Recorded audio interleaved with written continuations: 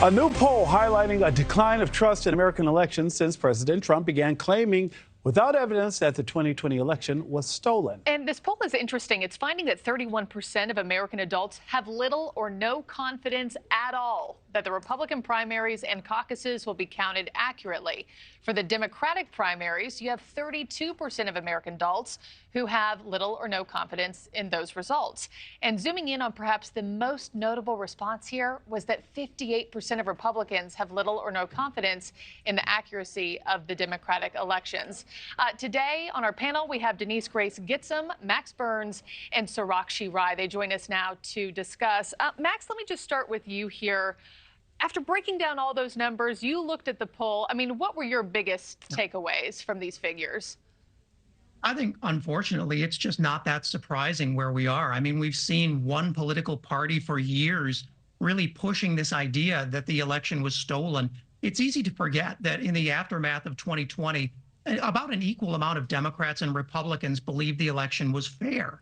But now that we've had years of this proven lie, it has shown in the polls that now fewer and fewer people believe the election was fair. And that has a negative view on how regular voters view democracy and government in general. It's a really corrosive thing, and it's a really dangerous thing. And Sarakshi, you've been able to actually talk to people on the ground who have had reactions to what they experienced also. Where is their confidence right now?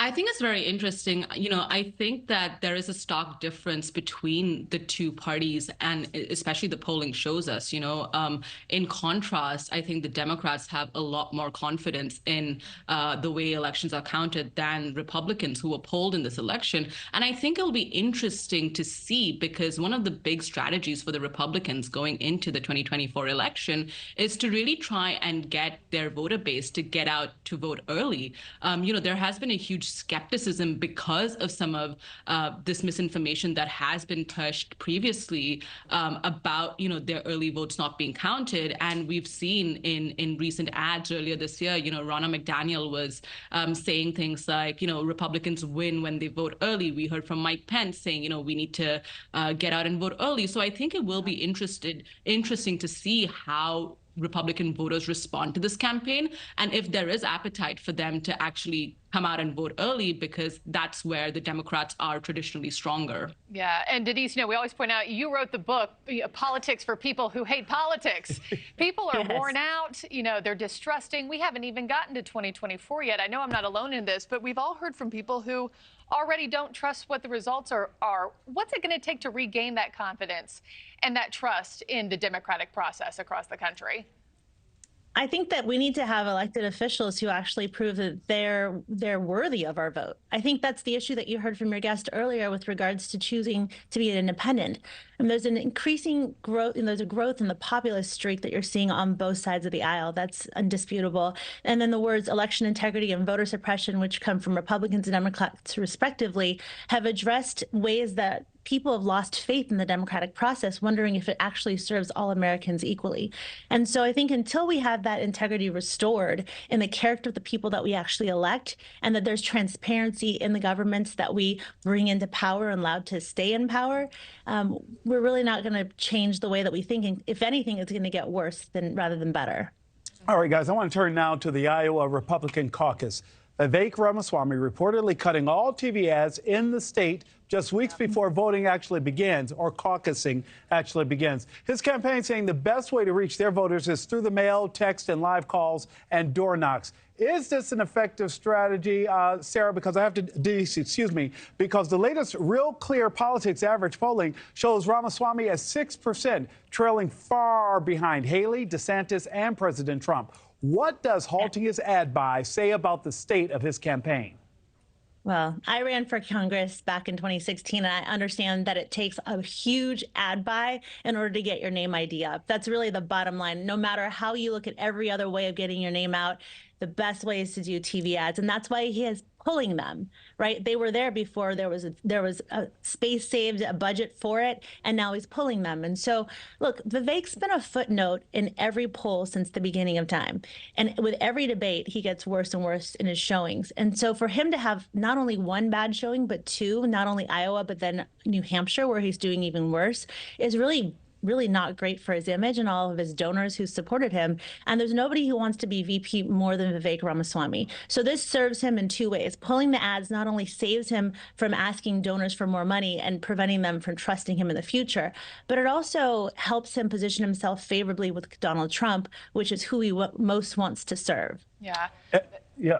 Max, I was just going to follow up by saying, do you think this is the beginning of the end for him? I mean, obviously, we've all seen the poll numbers. They have not looked good. But is this the first real clear acknowledgement, if you will, from his team that things aren't looking good? It is. And it couldn't happen to a nicer guy, I guess. I mean, it's clear Ramaswamy thought coming out of the last debate that he was going to do great, that he was going to have a ton of fundraising to put TV ads up. And now he's saying that that's something he doesn't think is important. I don't think it should surprise us that he's changed his position on this, too. But it is certainly a sign that the money's seeming to run out on Team Ramaswamy. I don't know that Nikki Haley would say such a nice guy. Yeah, they've traded some barbs on those stages. And Sriracha, you've been talking to people again, once again. Did it just show that Vivek trying to be Donald Trump did not work for anyone other than Mr. Trump? Yep. It really did. You know, we've seen in the recent debates just how badly he did after, you know, and voters really didn't resonate with that. But he isn't such a huge difference of a place from where, you know, former President Trump is in Iowa, or even where DeSantis and Nikki Haley are. So, you know, it's interesting. He spent countless hours on the campaign trail. Especially in Iowa, he's really, you know, been on the ground speaking to people in Iowa. He spent millions in advertising, and it really hasn't paid off for him. So, you know, while his campaign is continuing to say that, you know, they have high hopes for his campaign in Iowa, and they're going to, you know, just basically invest in high return strategies like, you know, door-to-door canvassing. It will be interesting to see if the strategy plays out, because for someone who spent millions of dollars, it really hasn't moved the polls in the direction that he wanted to. Yeah, he has spent millions from his own pocket. And just, you know, I think I'm curious as what message that sends to voters when you do that just weeks before the Iowa caucuses are to take place. Okay, sorry, we have to switch gears to the very last topic, everybody. Something a little bit more lighthearted today. You may have thought splitting food while out to eat was a clever way to fight inflation that we've seen this year.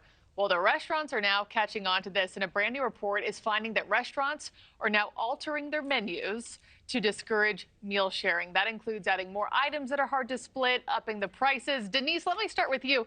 My husband and I do this, but it didn't even start as a way to make the bill smaller. It was just eating less. Restaurant, yes, you know, portions are so massive these days. What do you make of this, of restaurants changing their strategy? I don't know. I don't know where you're eating, Marky, but I find that I think you had a teaser earlier about, you know, this woman who could eat 100 dumplings. I could eat 100 dumplings, but I'm not sure that I could afford to anymore. I mean, I live in California, I work in Washington, D.C., and so between those two places, I'm never finding a great deal. But I think, you know, this is indicative of the fact that we can't really, you know, restaurants are suffering as much as the Americans are in many ways with generational, once in a generation inflation, right? And the diners are being squeezed on both sides. And restaurants aren't charities. I don't expect them to be, but to actually talk about how they're trying to get more out of diners that are already being squeezed seems a little tone deaf. And also, I don't know if you guys have experienced this. This is my new bone to pick, but they've been adding 20% automatic service charges to most of the restaurants that I go to and not calling it out. So there's just so many other ways that diners are really getting hit on all sides. Yeah, you have to pay attention to that bill. Absolutely. The fine print of it is. Yeah, absolutely. Denise is talking about that health care charge that California loves to slap on. You're absolutely right. But Max, I want to jump in there and ask you, though, it's one of those things. We just heard Denise talk about the inflation aspect of this, but we're also hearing that inflation is going down. Max, what's the real deal? Are people just splitting meals because they want to, or is the budget really the cause for this? Oh, I'm a New Yorker, so there's absolutely budget concerns there. I mean, nobody denies costs have gone up. They are declining, but that's going to go down slower when people have already bought items, food at higher prices to serve. The challenge for restaurants is making a couple extra bucks worth alienating customers who've been with you for years. I mean, America invented entree sharing. We need an investigation about this now. We're on it. I'll sign up. We heard you loud and clear. And, you know, Sarakshi, I'll just let you put the final bow on this. I know you're the social media editor over at The Hill. Is this something that people are chatting about and they're catching on to? I think everyone is definitely talking about higher prices, right? When we go out, it's so difficult now. You know, when you go out with a group of friends and you're all trying to split a check or share a meal. So I think, you know, the restaurants are trying to kind of deal with that lower check that they're getting from each individual group diner. But, you know, this might backfire really badly at them because prices are going up, you know, when you go out. So if they are to, you know, change the portion sizes or increase the prices of individual sharing items, you know, people might just figure out that it's probably easier to stay at home, cook a meal, and you know, have a great meal with friends at home. So it might backfire, and I don't think they've really thought this through yet. Denise, Max, Sarakshi, one last quick rapid-fire question. I've been told that taking to go with you a doggy bag is a social faux pas. Denise, do you do it, yes or no? Listen, I'm Chinese. We take everything with us. My dog would hate me if I didn't bring something home. Some leftovers. Max? If that's a social crime, I am an outlaw for sure. Sarakshi? Oh, I've done this so many times that I think I'm on the naughty list for takeouts. On the naughty list. Then I think we're all pedestrian. Yes, definitely. Love it. Okay. Thanks to all of you. Happy holidays. We'll see you in the new year. Appreciate it.